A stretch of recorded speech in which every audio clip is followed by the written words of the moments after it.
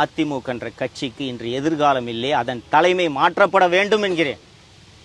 தொடங்கி நடந்த 52 ஆண்டுகளில் 32 ஆண்டுகள் தமிழகத்தை ஆண்ட கட்சி, நம்ம எல்லாருக்கும் நல்லது பண்ண கட்சி. அது மாணவர்களுக்கு இலவச லேப்டாப் வழங்கின கட்சி, மாணவர்களுக்கு சைக்கிள் வழங்கின கட்சி, தமிழகத்துக்கு எவ்வளவோ நன்மை செய்த கட்சி இன்று கற்பூரம் போல கரைந்து கொண்டிருக்கிறது.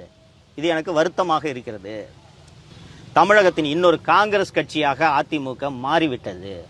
காங்கிரஸ் கட்சியான தலைவர்கள் மட்டும்தான் இருப்பாங்க, தொண்டர்களே இருக்க மாட்டாங்க. இன்று வம்படியாக விடாப்படியாக தாவேக அரசை கவிழ்த்தே தீருவேன் என்று கங்கணம் கட்டி கொண்டிருக்கிறார் திரு எடப்பாடி பழனிசாமி. இன்று தாவேக அரசு கவிழ்ந்தால் அவரால் தேர்தலில் வெற்றி பெற முடியுமா? ஒன்றுபட்ட அதிமுக இருந்து தாவேக என்ற ஒரு கட்சி ஒரு போர்ஸா இல்லையா என்பதே தெரியாத போதே நீங்கள் வெறும் 47 இடங்களில் வெற்றி பெற்றீர்கள். இன்னைக்கு கட்சி கற்பூரம் மாதிரி கரைஞ்சு போச்சு, எலும்பு கூட தான் இருக்கு.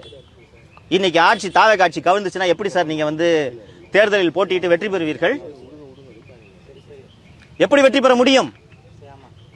இன்னைக்கு ஒரு இளைஞர்களின் ஆதரவு இல்லாத கட்சி வெற்றியை பெற முடியாது என்ற நிலைக்கு இன்றைக்கு தமிழக அரசியல் ஆளாகி இருக்கிறது.